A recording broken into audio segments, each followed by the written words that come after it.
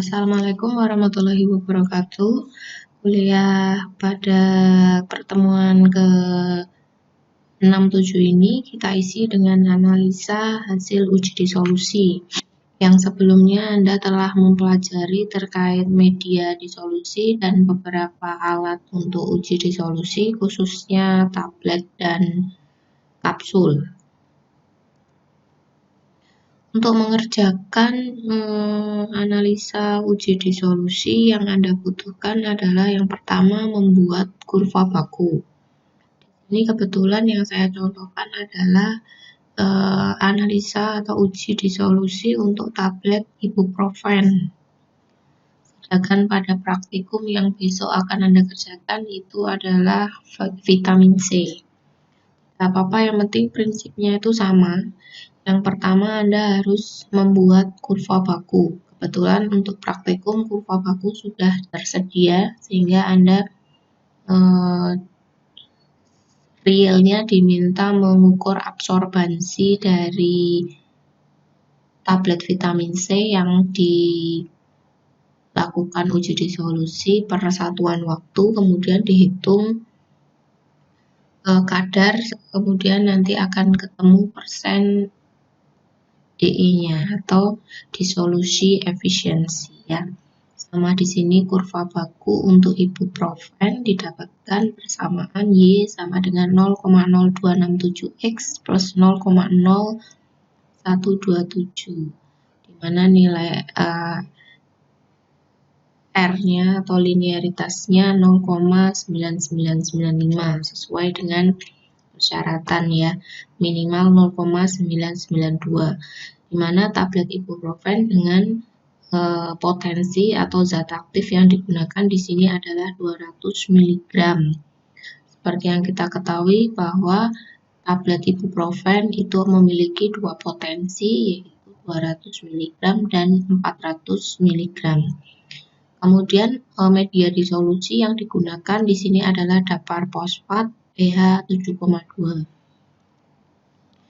Alat uji disolusi yang kita punya atau yang ada di laboratorium yang kita punya itu adalah model tipe 2 ya, atau pedal atau dayung.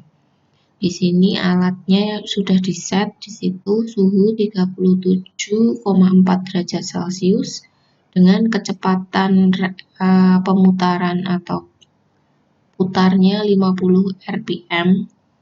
Kita set selama 60 menit untuk lama waktu ujinya ya. Kemudian volume sampling yang diambil per satuan waktu adalah 10 ml. Cara yang dilakukan adalah ketika Anda mengambil volume sampling 10 ml, maka harus digantikan dengan volume yang baru, yaitu dengan dapar fosfat 7,2 yang baru sejumlah volume yang Anda ambil. Tujuannya untuk apa? Untuk menjaga kondisi sink. Apa yang dimaksud dengan kondisi sink?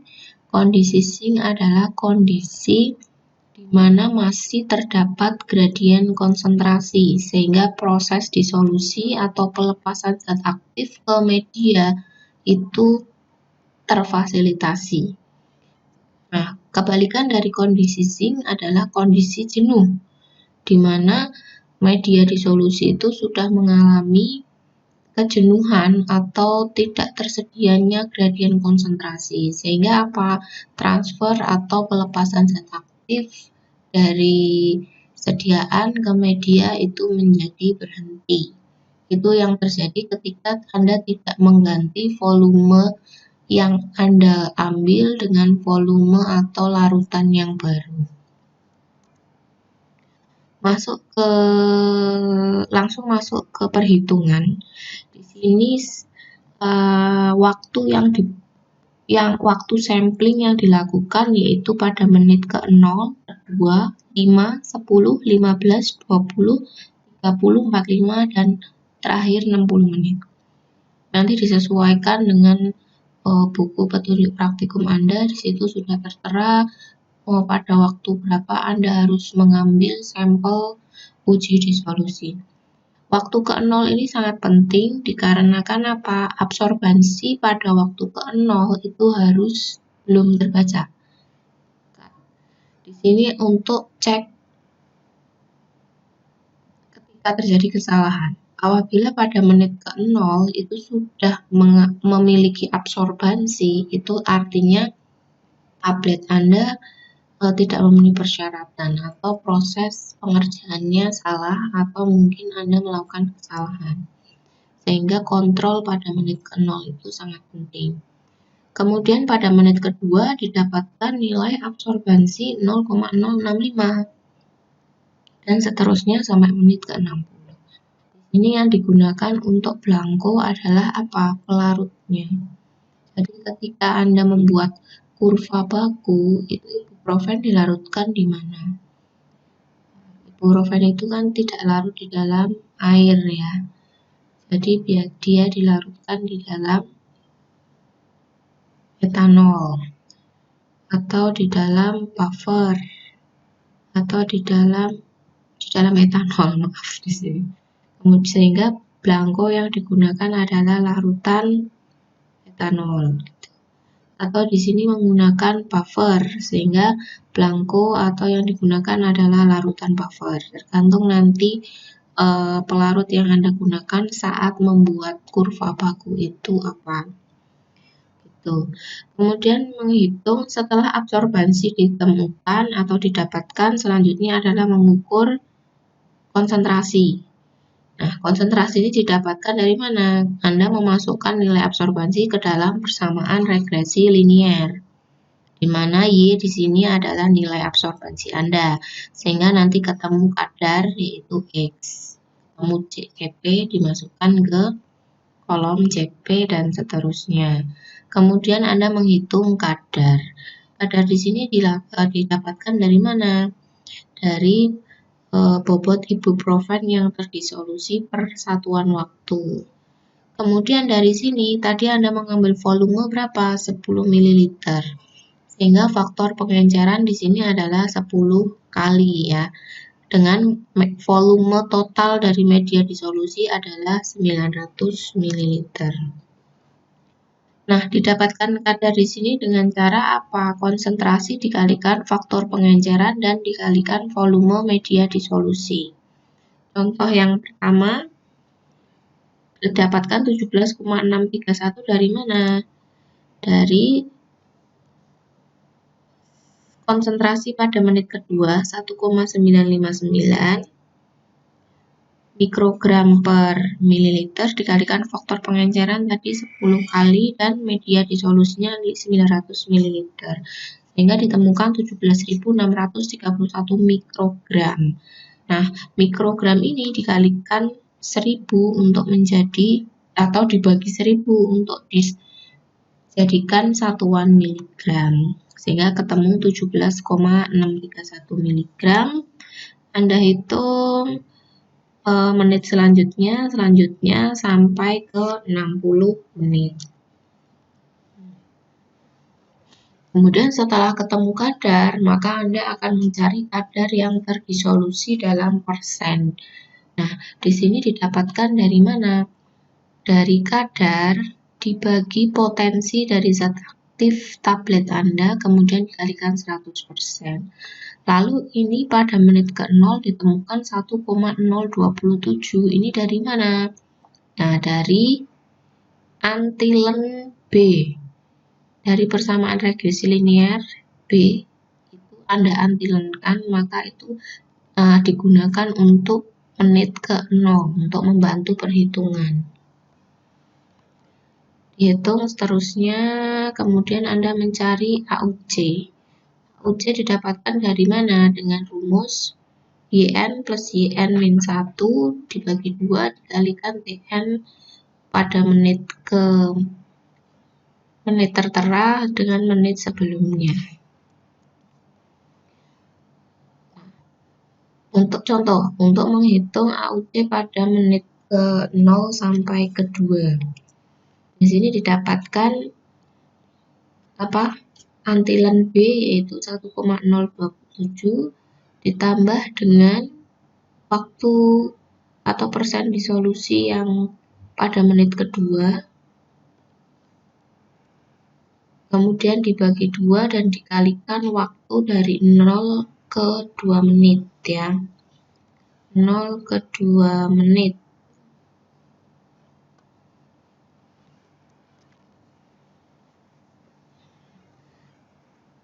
Didapatkan AUC 9,841. Ini per menit ya, maaf ini satuannya salah, ini per menit bukan per jam. Kemudian menit selanjutnya dari menit kedua sampai ke 5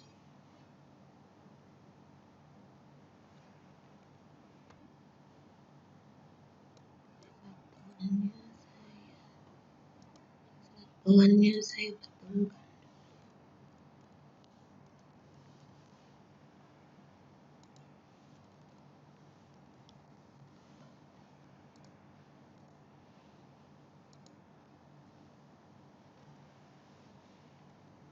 Nah,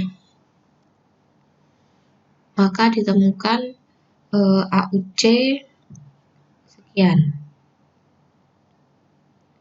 Jadi untuk menghitung AUC itu kumulatif ya, kumulatif. Jadi 1,027 ditambah 8,814 dibagi 2 dikalikan dengan waktu dari 0 ke 22. Ketemunya adalah 9,841.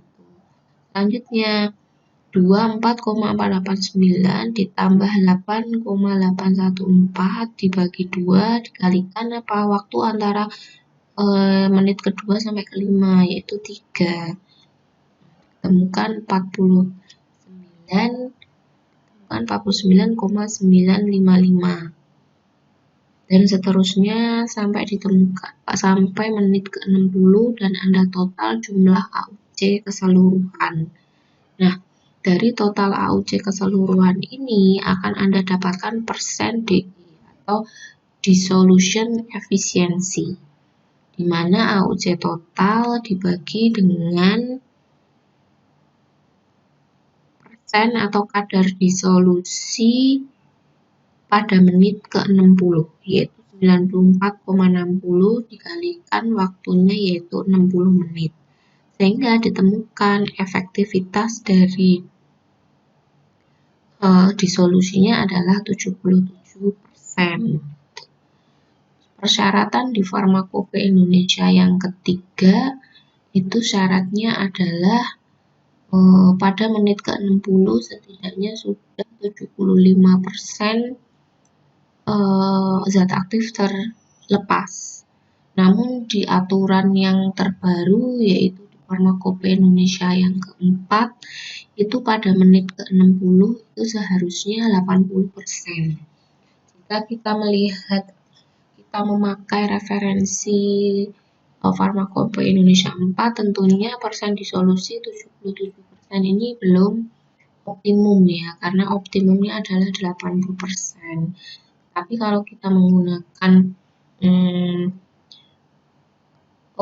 literatur Farmakope 3 itu tentunya dengan hasil persen dissolution efficiency 77% ini sudah memenuhi persyaratan. Setelah itu Anda buat kurva hubungan antara persen disolusi dengan waktu. Nah, bedanya dengan hitungan yang tadi, hitungan yang selanjutnya ini dikalikan faktor koreksi. Tujuannya untuk apa? Untuk mengkoreksi kesalahan yang mungkin terjadi. Karena kan kita mengambil volume, kemudian mengganti volume yang baru, menggunakan spuit injeksi atau menggunakan pipet. Nah, itu sering terjadi kesalahan, mungkin pengambilan volumenya tidak tepat atau mungkin terjadi tumpah dan sebagainya, sehingga perlu kita buat faktor koreksi. Nah, nanti bisa kita bandingkan hasil hitungan yang diberi faktor koreksi dengan tanpa faktor koreksi itu kira-kira nanti ada selisih berapa. Cara menghitung faktor koreksinya bagaimana? Tadi Anda mengambil volume sampling 10 ml dibagi dengan 900 ml volume total dari media disolusi, kemudian dikalikan dengan kadar atau konsentrasi kadar terkoreksi, dikalikan dengan kadar sehingga ketemu faktor koreksinya. Nah, ini kumulatif, jadi ditambahkan dan seterusnya, kemudian nanti ditambahkan ke kadar terkoreksi. Jadi 17,629 dikalikan 10/900, ketemunya adalah 0,197 atau 0,196. Selanjutnya 48,978 dikalikan dengan 10 bagi 900, hasilnya ditambahkan dengan 0,196, ketemu 0,740. Selanjutnya 70,551 dikalikan faktor koreksi, hasilnya ditambahkan 0,740 menjadi 1,524 dan seterusnya. Sehingga didapatkan di sini total dari AUC adalah 4.486,83. Kalau dibagi dengan kadar disolusi atau persen kadar disolusi pada menit ke-60, yaitu 98,711, sehingga didapatkan 75,76%. Jadi hampir selisihnya adalah berapa?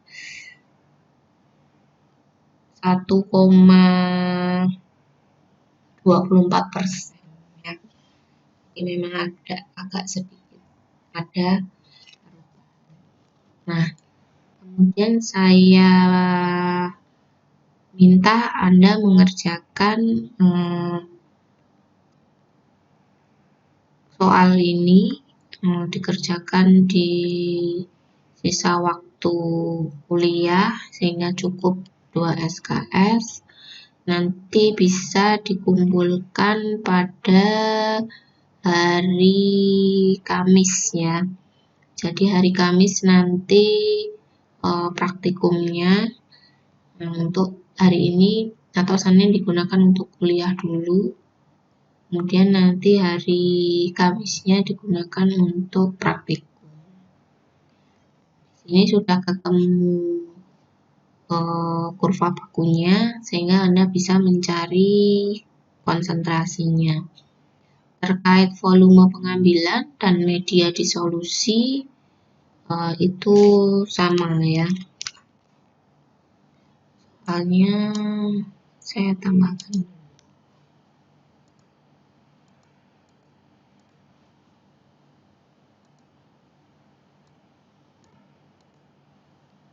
Keterangan soalnya saya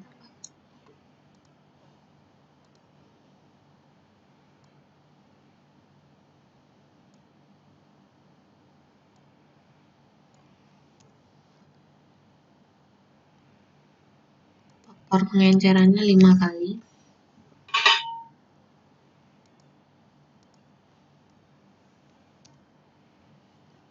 Volume sampling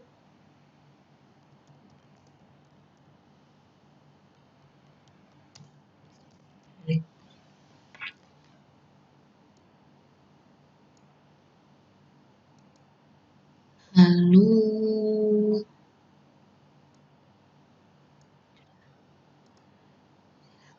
Anda mengerjakan. Apabila ada pertanyaan nanti bisa disambung di WA Group.